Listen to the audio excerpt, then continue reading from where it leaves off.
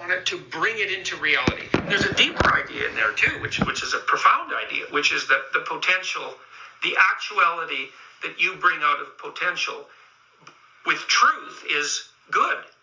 And so there's an ethical element to the story as well. And I actually think that that's a great truth. I do believe that's the case, that the reality you bring out of potential with truth is good. And I think that's one of the most profound discoveries of humanity, the ability to articulate that idea. It was articulated in the first chapter in Genesis. It's a brilliant idea. And it's associated with the idea that human beings are made in the image of God, because God is that which calls reality into being out of potential, but each of us do that as well in a small way. That seems to me to just be true. Of course, all things that are in the manifest world were once unmanifest. Right. And many of the things that are unmanifest now will become manifest. And we can choose that to some degree. We have agency. Well, we seem to, yes. We certainly treat each other like we do. Yeah, well, and you know, if I treat you like you don't have agency, you don't like it. It's not the grounds for a satisfactory long-term relationship. While we're in the Old Testament, I want to ask you something I saw in the book of Job that seems right up your alley. I looked at this book. I can't remember who wrote it anymore. You may even know. I expect so you will. It was a book of engravings from the book of Job by the British writer and poet William Blake. Mm-hmm. Blake had done this series of engravings based on the trials and tests that Job went through. Yep. In these series of engravings, Yahweh and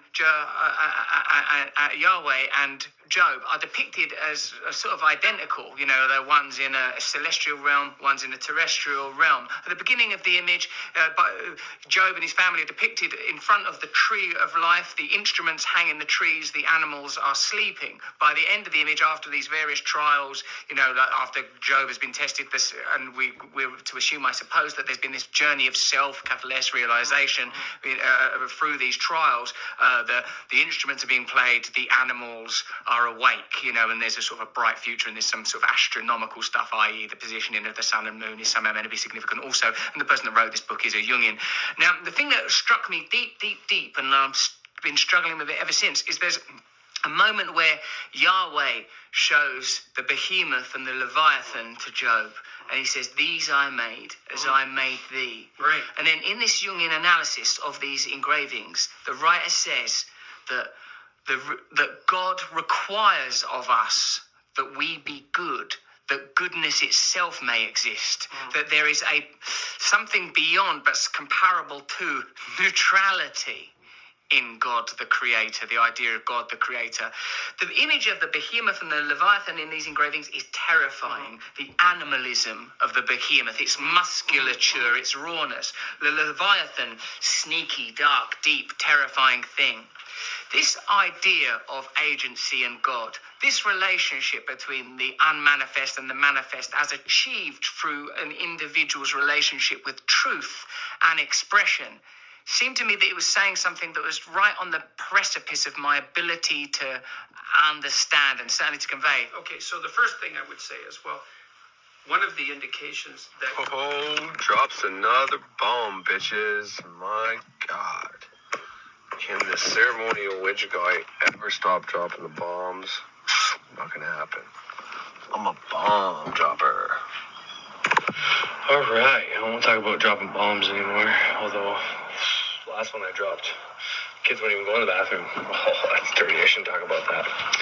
So, I'm here in my garage, which is nice, because that's where I started this whole podcast thing off.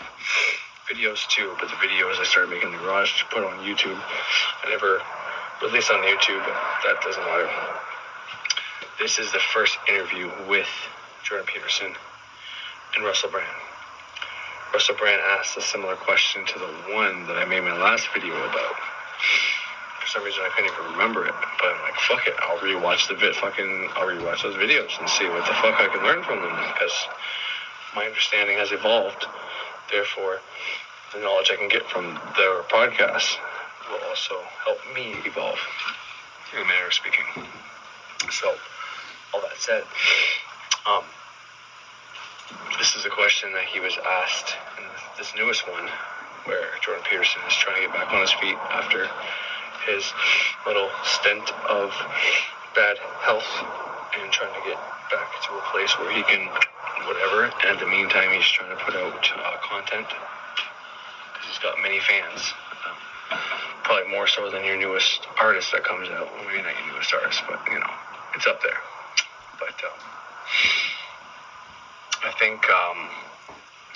I think this is pretty cool and relevant because they had a podcast about this and they've asked this question, and then I think the way Peterson answers it and the newest podcast was better than the way he answered it here.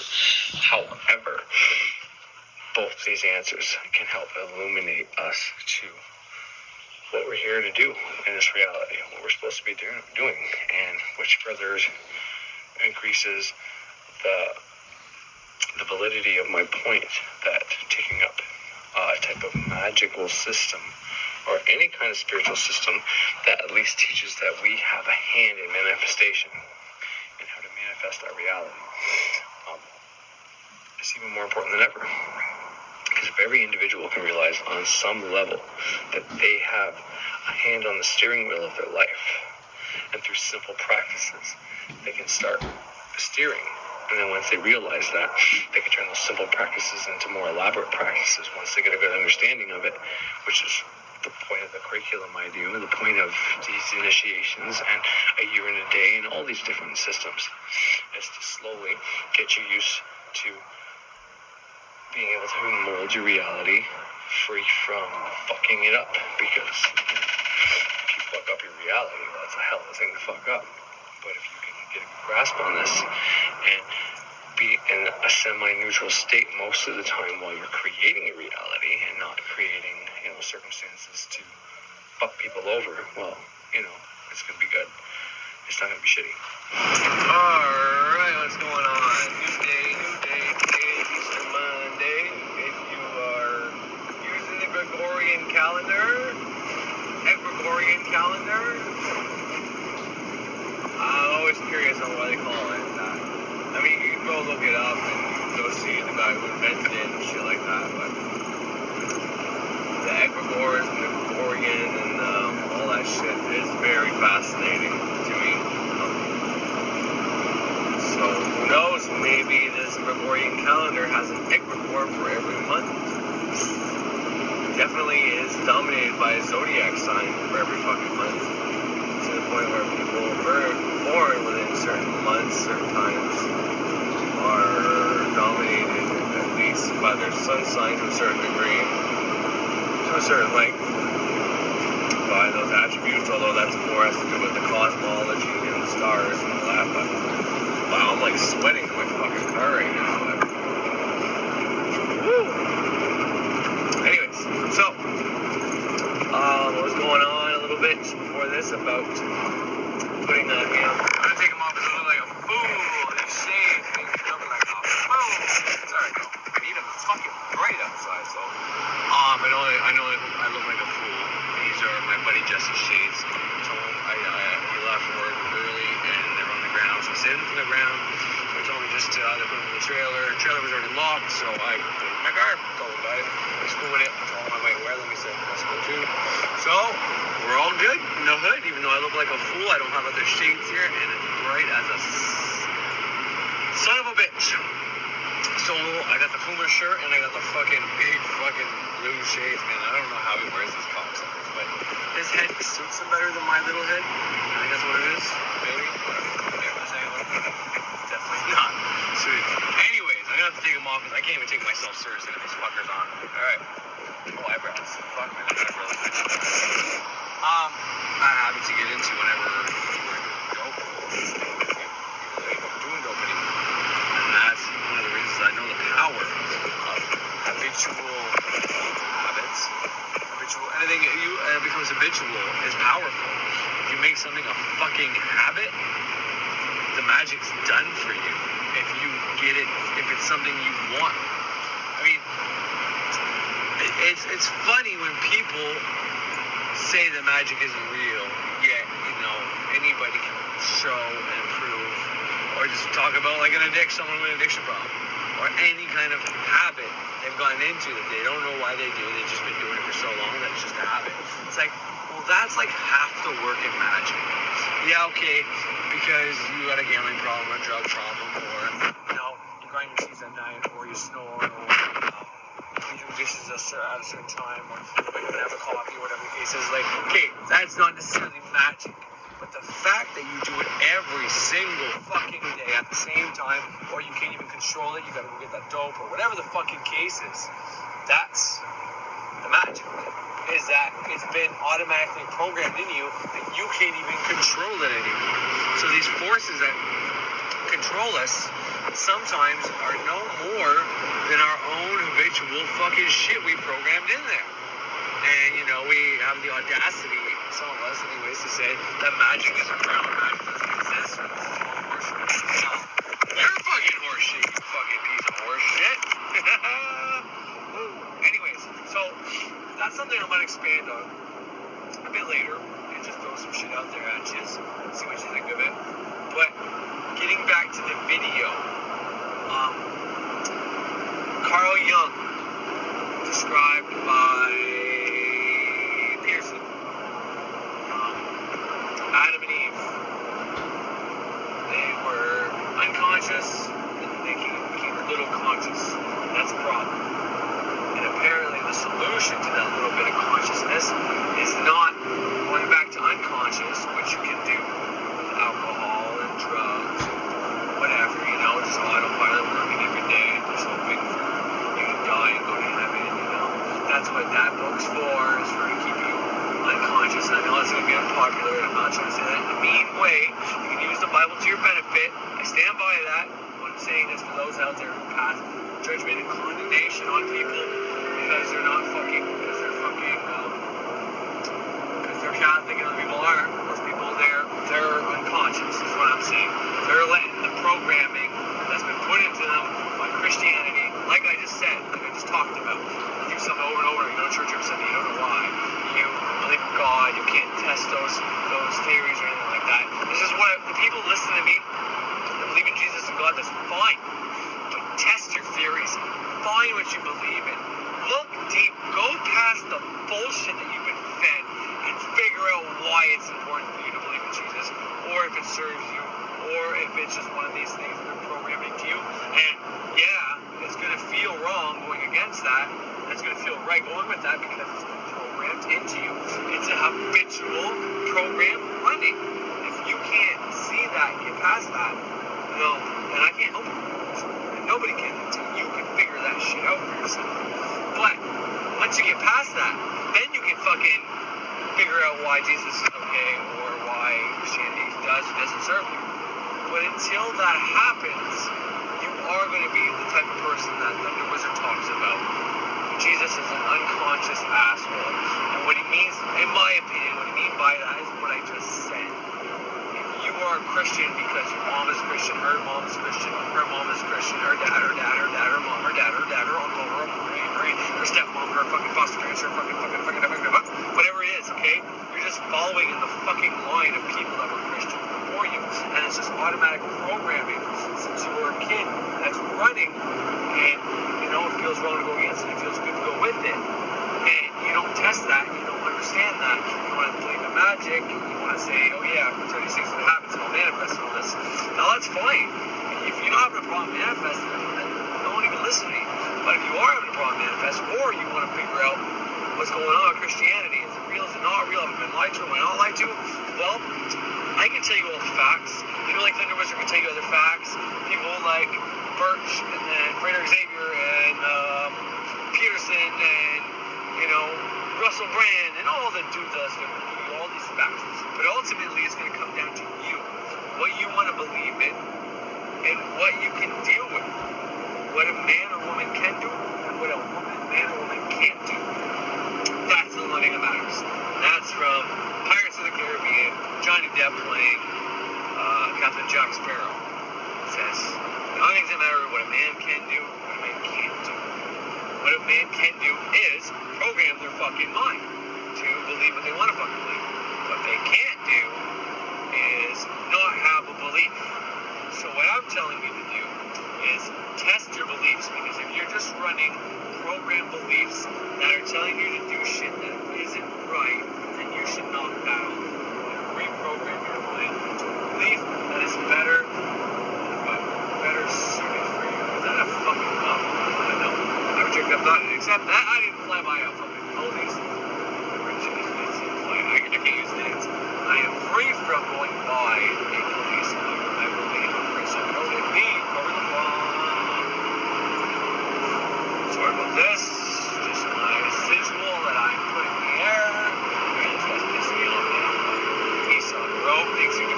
Nissan Pathfinder? Are you fucking kidding me? Nothing against the road, but I'm bigger and faster. Shit. All leather interior, bitch.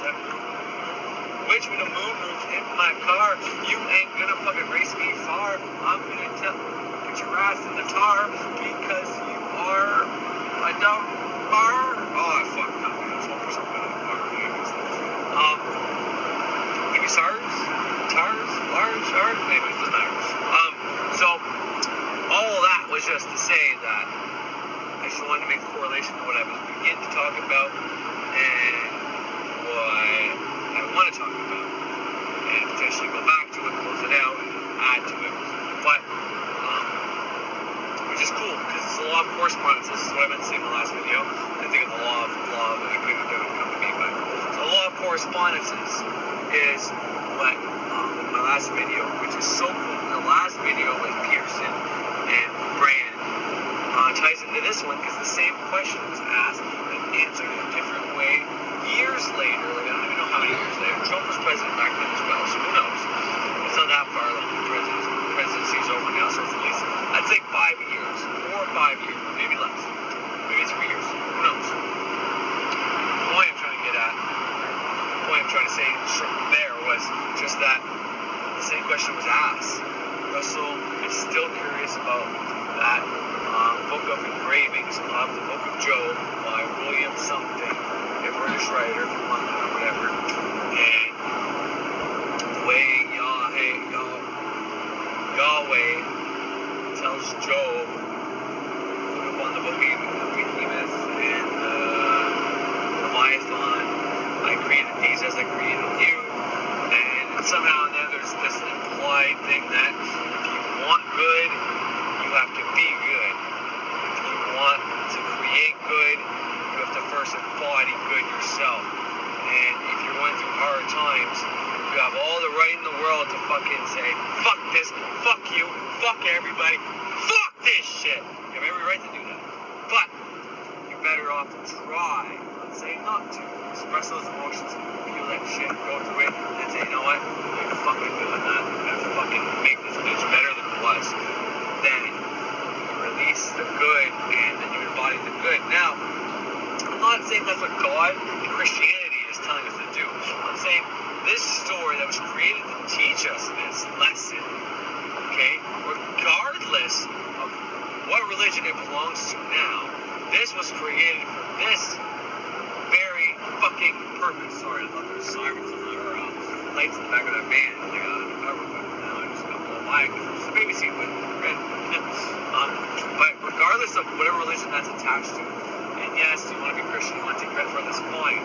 But Christians are going around promoting the Book of Job. They're going around promoting Jesus Christ. So I wouldn't go too far with that and say, hey, my religion is what he's talking about. He's promoting it. It's like, no, definitely not. So anyways, I get this weird feeling of being followed. I don't know, maybe it doesn't matter.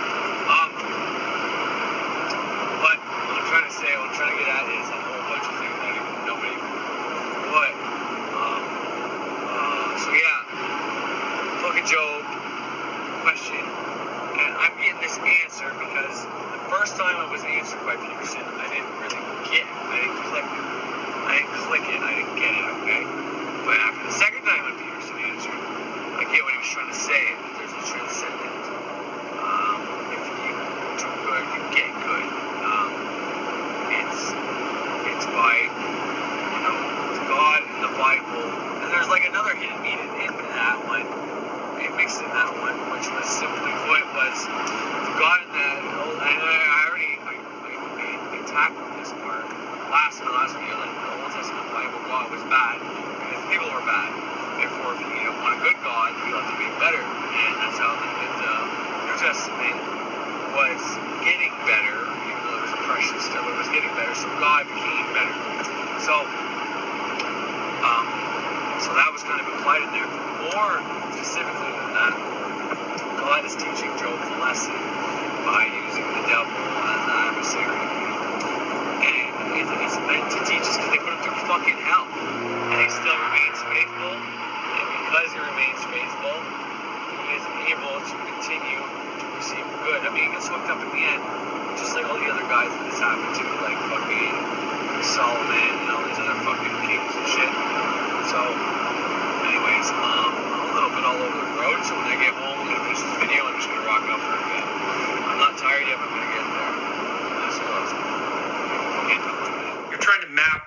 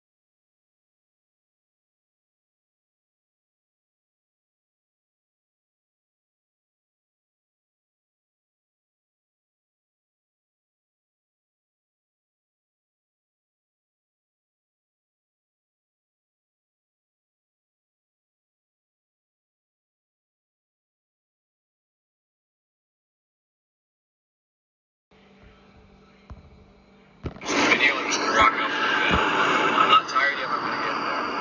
This close. Okay, talk to you. You're trying to map territory that you don't understand. You say, here's an image, and here's an image, and here's an image, and here's an image, and there's something uniting all of those, but I don't know what it is. It's like, well, that's what artists do, by the way. And so that's a preliminary mapping of unexplored territory. And so we could take that apart a little bit. I mean, one of the things, so Job is objecting to his treatment because, of course, God has a bet with the devil, basically, that he can take Job down and make him curse fate. He basically bets the devil that he can turn Job into Cain. And God says, the devil bets God that he can turn Job into Cain by tormenting him. And God says, no, Job's a good man. No matter what you do to him, he won't lose faith in being. That's essentially the bet. And you think, well, that's a hell of a thing for God to do. But then, and Job objects to God to some degree. And so he's got his reasons, man. I mean, because everything's taken away from him.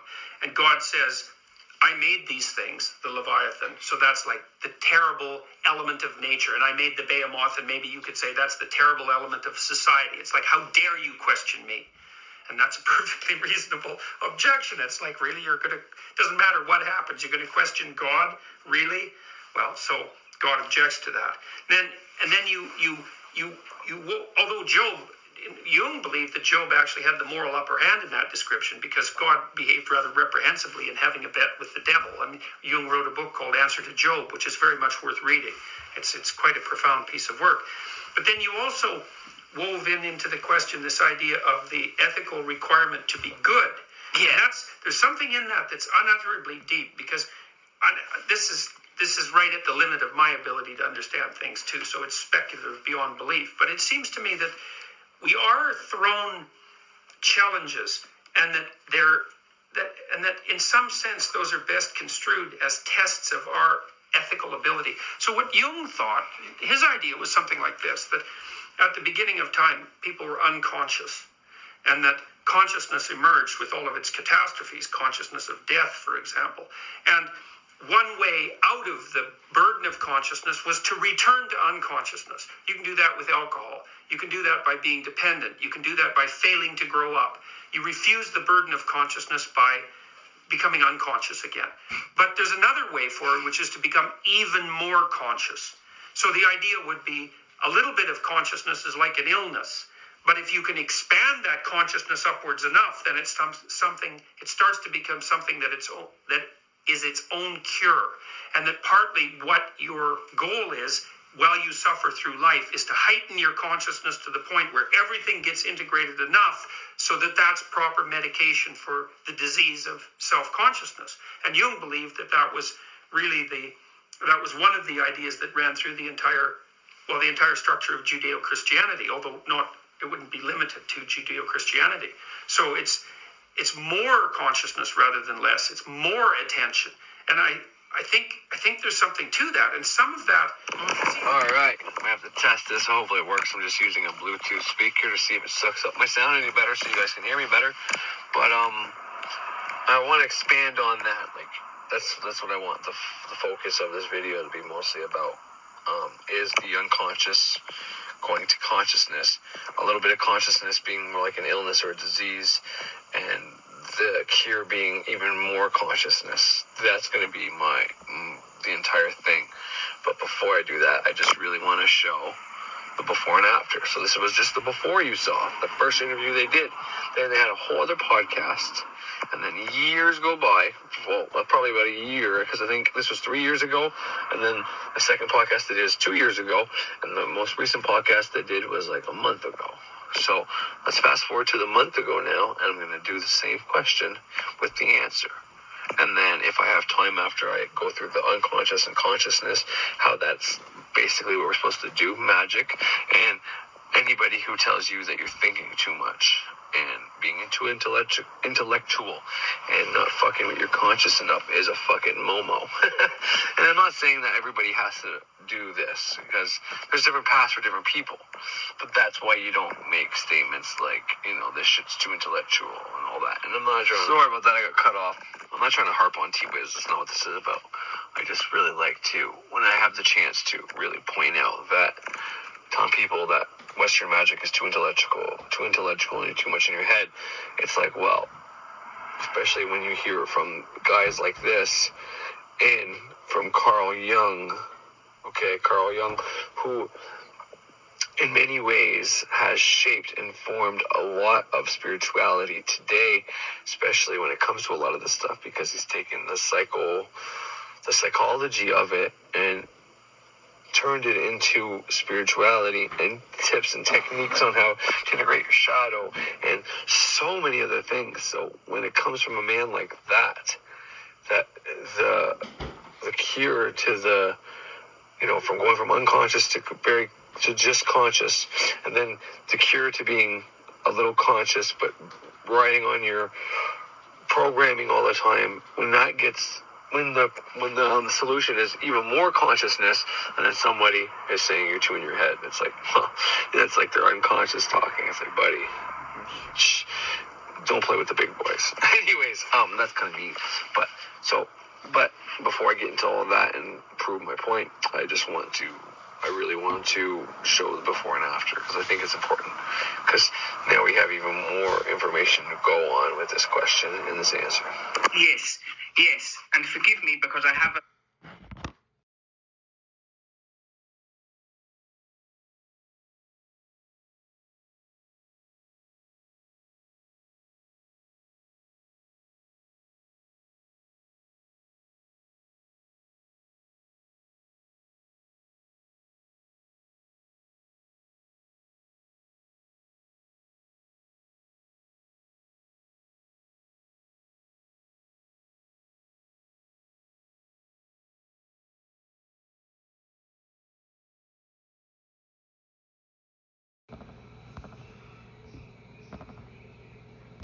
Anyways, that's kind of neat.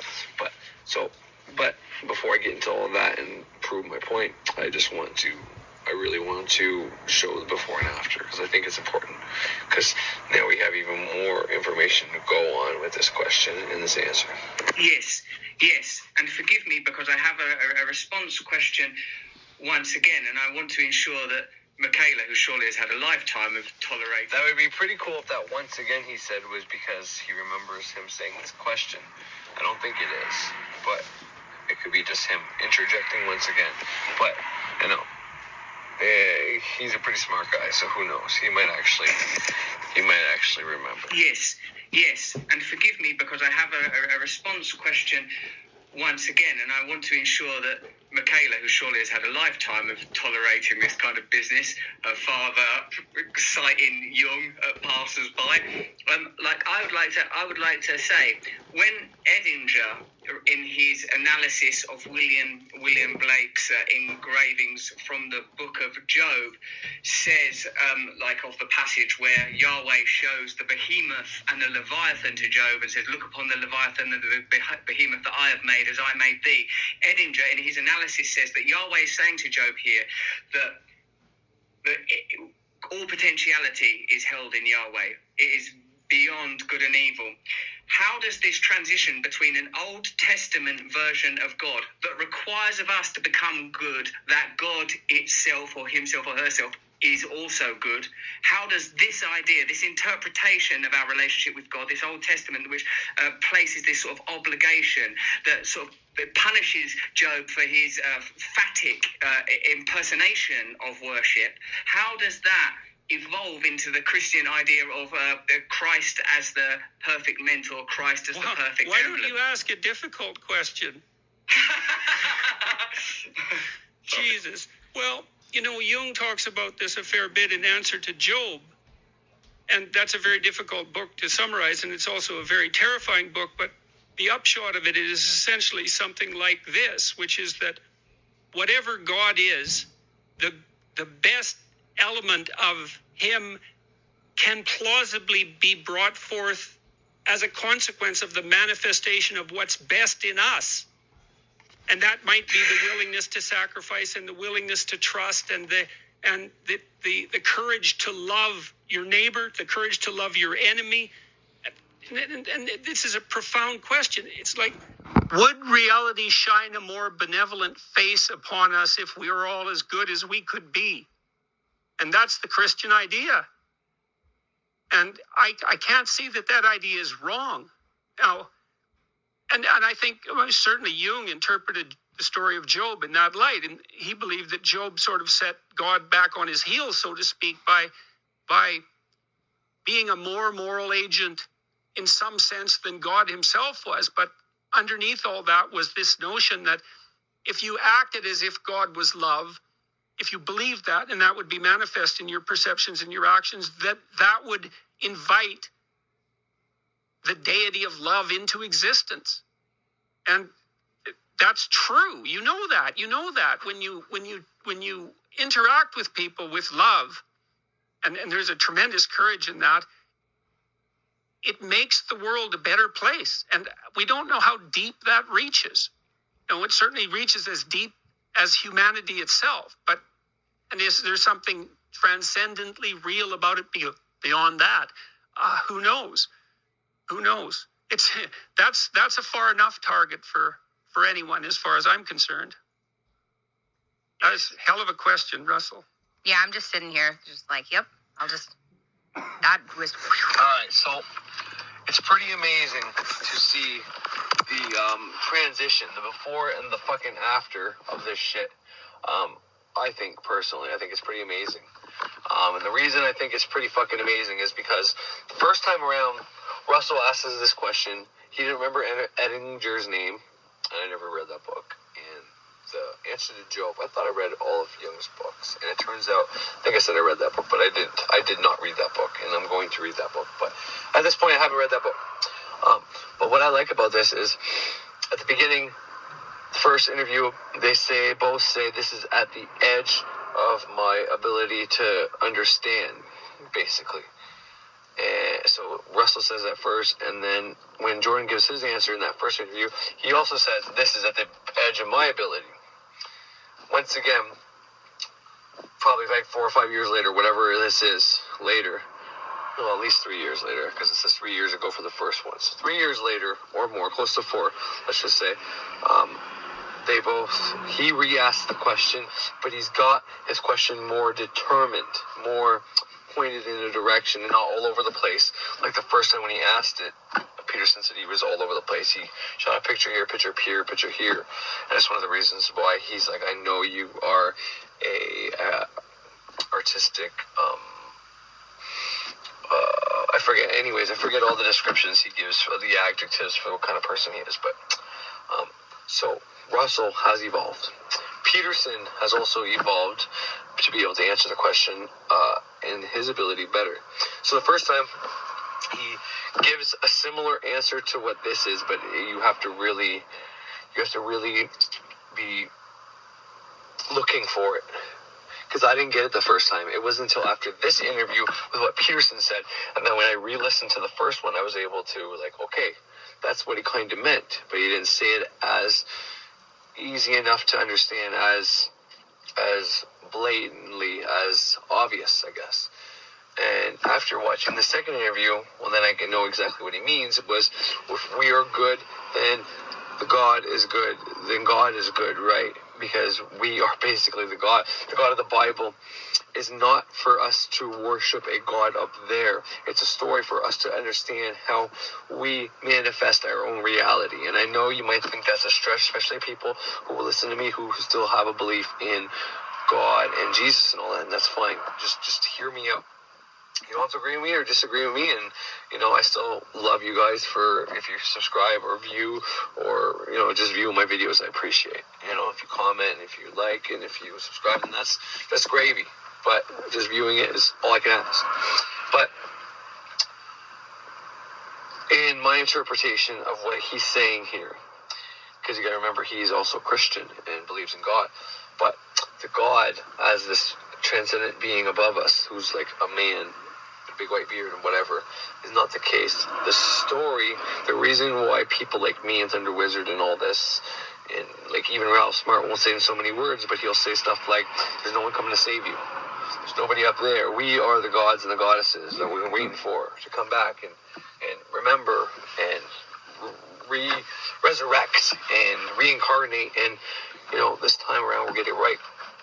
We're that person we're waiting for. But what the story teaches you is that whether you blame it on God or the devil, whatever excuse is pissing you off, like earlier I said, you can say, fuck that shit, you can have all the reasons in the world to be mad at being and take it out on everybody else. But what's going to happen is you are going to perceive or blame or just simply create those circumstances, however you want to look at it, however you want to say, okay, well, it makes sense that I'm getting a bunch of bad shit. Like when you can step aside of it and look at it objectively, you can step aside eventually years down the road and be like, wow, no wonder I got so much bad shit there, because I was stealing, I was swearing, I was doing all these bad things that are all against the commandments, so God was punishing me, and that was my karma. Or you can just think of it as karma, whatever you want.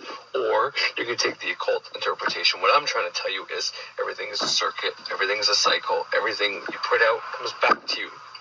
So this is what Peterson is saying. He said it the first time slightly, and then he said it again this time even more obviously, that if we manifest the best good we can be, then God manifests as a good God and not a mean, punishing disciplinarian.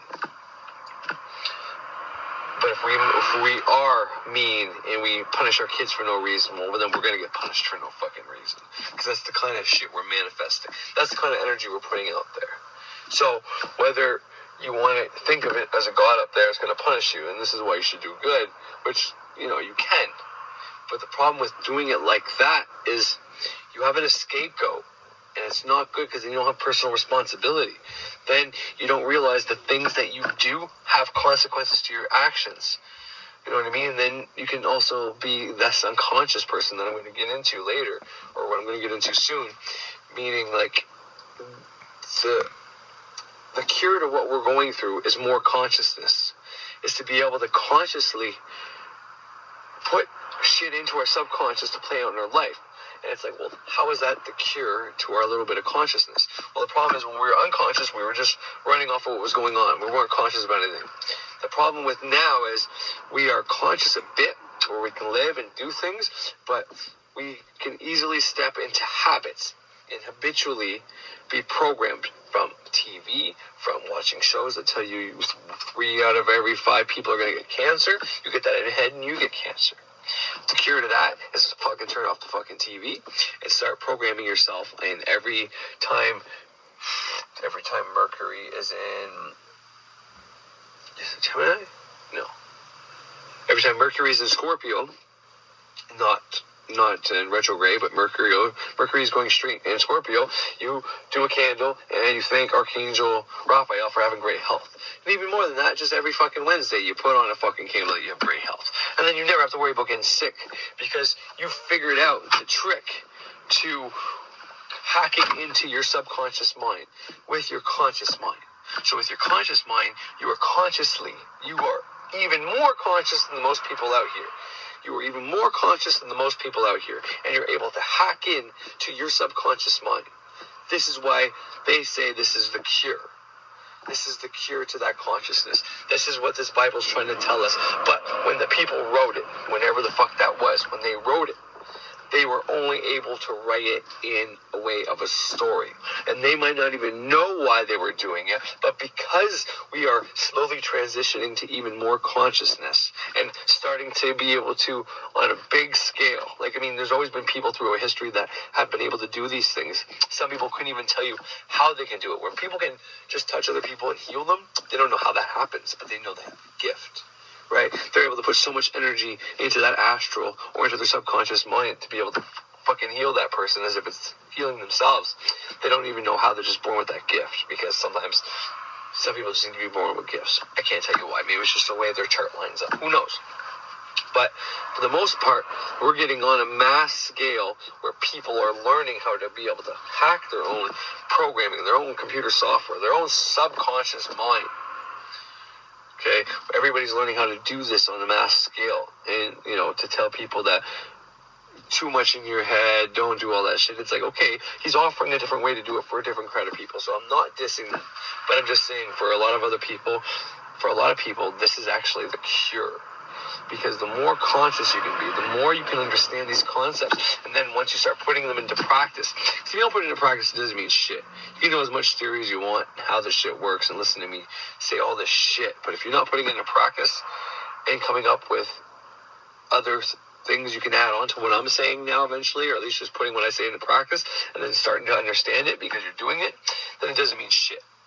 But, because once you start putting it into practice, you're going to figure out even more things that I haven't thought of yet. But anyways, the point is, what he said the first time still makes sense with what he said the second time, is what I'm trying to get at here. The first time, he gave an answer, and he said, there's trials in life, and basically, because Job gets shit on, he's got both deity of good and deity of bad fucking with him. And he's basically going to make the choice, good or bad. And it's not like he's from a neutral stance where everything is good. Because if everything is good, it's easy to pick good. When everything's bad, it's easy to pick bad. But what this story is teaching is when everything was bad, and he was able to maintain and still go good, then he was still able to manifest more good. And at first it didn't work like that. He manifested bad, he manifested bad, he manifested bad. Bad shit kept happening. Maybe he's blaming it on the devil. Maybe that's why the devil's there. And then when he decides to, I don't care if the devil's going to do this shit to me, I'm still going to remain good, then boom, he fucking bet the test and won the game. Maybe that's our game. So maybe it doesn't matter if you believe in God or the devil, but if you do believe in God and the devil, then maybe when the devil shows himself to you and starts fucking up your life, then you still choose to do good and you still choose God, then maybe it doesn't matter how you look at this. If you look at it my way or your way, it doesn't fucking matter. Because the point of it is whenever you have the choice between doing bad and good, if you choose good, and when everything goes to shit, because it fucking will, you still choose to do good for whatever fucking reason, then that's okay. The only thing I have a problem with is the fact of the responsibility. You can't take personal responsibility if you believe in a God or a devil, because it's something else doing it to you when it's really you doing it to yourself. And I know that's so hard to understand sometimes at first whenever you are still under your own programming, but you were programmed from the people around you to do and say and act the way you are doing. And now that I tell you, and now that you know, and everybody else has told you that, you have done it to yourself through your programming, or at the very least, if you had a shitty life up until now, well, now you can put into yourself what you need. You can take the reins and steer this bitch. Okay? And, if you don't know how, well, like I said, Kabbalah, Great Work, Self-Transformation, full fucking course. And then there's all these other gurus you can learn from, like Frederick Xavier, from Birch, from Peterson. If you don't want to do a spiritual way, start doing Peterson's things from the self-authoring program to reading his fucking books, do the 12 steps for fucking life. Maybe get his new book when it comes out, start taking these steps, do these, and watch every one of his fucking lectures, at least maybe the biblical series and all the other ones. You can do the school ones too, because you'll get helpful homework and different things to do there, but it's more based for learning psychology, personality, those kind of things, all the different types of psychology. But if you watch his other ones, he'll give you techniques like writing, and he'll tell you how to do the self-authoring program. He'll tell you where to go to read about the self-authoring program. He'll tell you all these different stats and things you can look at where you'll get the proof that this thing worked, which is just magic. Once again, it's like watching these gurus that tell you, or watching Frederick Xavier, who's showing you all these testimonials where magic works. Same concept.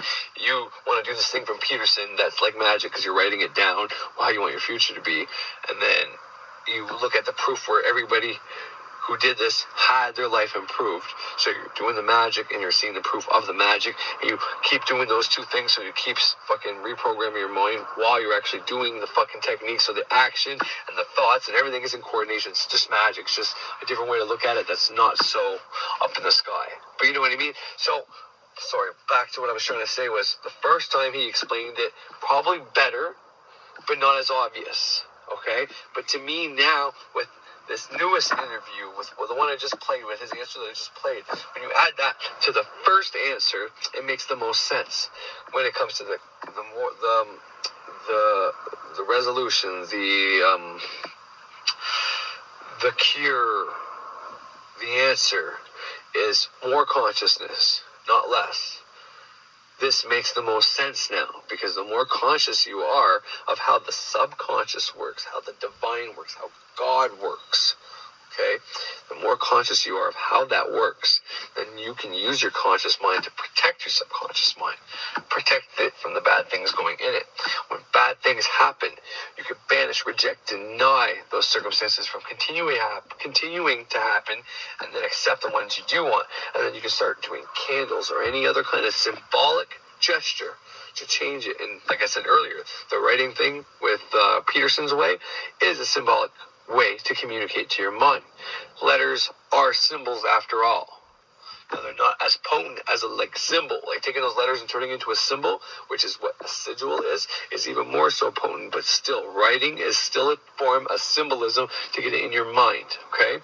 So when you realize all this, when you become conscious of this, even more conscious than the people just going on their auto-programming, their autopilot, going through life just believing whatever the fuck they believe, doing whatever the fuck they were told and taught and conforming, when you decide to become more conscious and take control, you will beat all the odds. Now, you're still going to get life tests. You're still going to have karma coming your way, a bunch of things. But you'll be better equipped to deal with it all, because you'll know after something bad happens or something bad's about to happen or look like it's about to happen, you'll know you're one symbolic ritual or step away from changing those circumstances.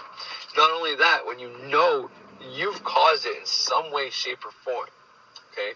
The only time that may not be true is if someone's cursing or hexing you or some kind of shit like that. But you can still look at that from maybe you did something bad, maybe you cursed somebody by accident, or maybe this is a test to show you that, fuck their curse. But I know I'm fucking bulletproof when it comes to curses. You just fucking black candle and it's gone. You know what I mean? Something simple like that. You don't even let it phase you. Fuck, you wear a pentagram and you do your rituals and you're good to go, There's no reason to be fucked by that. But point is, Jung's interpretation of more consciousness is the cure to the little bit of consciousness and to not become unconscious, to not just go through life, drugs, alcohol, gambling, going after these little highs all the time, because life is so brutal. You just gotta get these little jumps all the time. Whenever you realize that you can take control of this fucking computer, the subconscious mind, this brain of yours, this whole body. It's really not just the brain, because the brain is technically your whole vertebrae. It's got fucking, your nervous system goes all the way down. Your nervous system is connected to that, so it's technically throughout your whole body.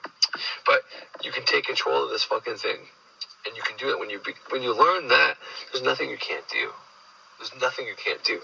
That's not going to be easy at first, and it's not like you're going to be able to affect everybody's reality, but you can definitely affect your own. by affecting you, you're going to affect others. And you're going to be able to make this thing just continuously get better and better and better for you. And then you're going to be at the point where you might not even have to do rituals anymore by just knowing and saying the correct things, no longer cursing yourselves. And, you write down every once in a while that you got a bunch of money and that you're healthy and that your kid's doing great or whatever the case is. Or you just accept those thoughts on a regular basis. You know what I mean? It's like a form of praying, right? You get quiet, put yourself in a little trance state, and you just start saying stuff like, I'm so grateful that my kids are fucking healthy and happy, whatever. Who knows? You can do whatever the fuck you want now. That's my point. You can come up with your own symbolic rituals, your own belief systems that will help you become even more enlightened and even more conscious of how to affect your subconscious. Because once you open up this gateway, then I'm telling you, like, these ideas just flow to you. Like I told my wife today, I'm like, babe, I have to record today. I know we've been so busy lately, but these ideas have been busting at the seams. I've been watching the same episode over and over and over again just to keep it fresh in my mind because I didn't write any of it down like an idiot. But the problem is when I write everything down, then I don't read it after, and I feel like I wasted my time. But it's never a waste of time when you write. And I know that's stupid of me, but that's the procrastinator in me. I'm far from perfect. But point is, like, it's been busting at the seams. I'm like, I got to record tonight, babe. I got to record tonight, babe. She's like, oh, I'm going to watch Grey's Anatomy. And I know I preach all the time not to watch these doctor shows. She's the reason I fucking say that. But anyways, and that's why I got to keep doing magic to protect her ass. But anyways, don't even want to speak any of that into existence. But point of all this, like I said, I'm just going to probably stop it here because I think I made my point. But the point of all this is to simply say that more consciousness is the cure to the little bit of consciousness we have. And it goes back to the first things I started talking about the autopilot, the program system that we are running, okay? Someone who's just unconscious, running their unconscious programming. Yeah, they're conscious. They're walking around, they're breathing, they're doing their job, they're talking to people. But you can tell sometimes when you're around somebody who's very unconscious about what they're doing. They have no idea. They're just kind of like in the zone. They're not even responding to you. You know what I mean? Like, I've seen people like that. So have you, and you know exactly what I'm talking about. That's, and who knows? They're doing their steps. They're getting to where they had to get. When I was just working at Matrix, I didn't question anything. I was just doing my thing. And it was when things started getting so obviously corrupt within the workplace that I started questioning everything. And then as within, so without, I was questioning everything at work, so I started questioning things outside of work. And it started waking me the fuck up. And that's how it happened for me. So sometimes things didn't get bad just to fucking get there, you know what I mean? And all outward appearances, it seemed like that was a really bad thing. Like, well, I lost this good job. At the time, my wife wasn't working for the government, so I was making the big bucks in the house, not her, which she's blew me out of the water now. But I mean, that's all part of this process, you know what I mean? Anyways, doesn't matter. But what I'm trying to say is, like, I was very unconscious at those times. And when I think about it now, it's like, holy fuck, like, I know exactly what I'm talking about, how unconscious I was. But you can't know what you don't know in those moments. And then something happens, and then boom, it just clicks on. So try not to judge people when you see them like this, because I know it's hard not to want to help people and scream this at people and try to give them this information so it wakes them up. But someone who's not ready to see it will not fucking see it, And I've seen that way too many fucking times. So anyways, I think I hit everything on here. I think I hit all my points. Maybe I'll listen to this real fast to see if I hit everything, but I'm just gonna try to cut it at that. Hopefully this episode's only like an hour and a bit, and I hope you understood what I was trying to say here. Hope I made it clear. If I didn't, then I can always make another video, I guess. But more consciousness is the cure to the unconsciousness. And on top of that, where the whole love and light shit comes from, well, this is why. And I mean, it's not easy. It's an easy thing to understand that when everything goes bad, do good anyways. And that's like Thunder Wizard saying, yeah, well, it doesn't matter what kind of thoughts. If you're thinking of suicide, just fucking go out there and fucking work hard and be nice to people whenever you want to kill yourself. It's like, yeah, he's not wrong. If you take those actions, then yeah, you're going to beat those thoughts and that's not going to play out. But how fucking easy is it when you're fucking mad at the world and want to commit suicide and you're depressed to just go out there and be happy and nice to people? It ain't fucking easy. And that's why you start small with, okay, well, can you start saying some happy affirmations maybe? If you say them enough times, you might believe it. Or can you start doing these small little steps and then get you there? And that's the point of those things, is to take you step by step until you can do the bigger actions. But regardless of all that, I'm going to leave that at that, and I hope everybody enjoyed. And thanks again to everybody who does subscribe and, likes and comments and all that crap. But you don't have to, but I appreciate when you do it. But like I said, it's all about the views. So everybody who's checked this out, thank you. Everybody who's ever viewed any of my videos, I appreciate it, and thank you. And I wish you guys nothing but the best. Nothing but love for y'all. Have yourselves a great fucking night. So what Jung thought, his idea was something like this, that at the beginning of time, people were unconscious, and that consciousness emerged with all of its catastrophes, consciousness of death, for example. And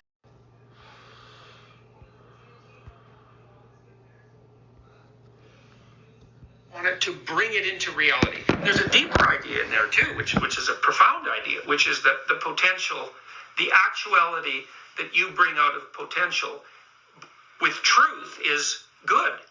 And so there's an ethical element to the story as well. And I actually think that that's a great truth. I do believe that's the case, that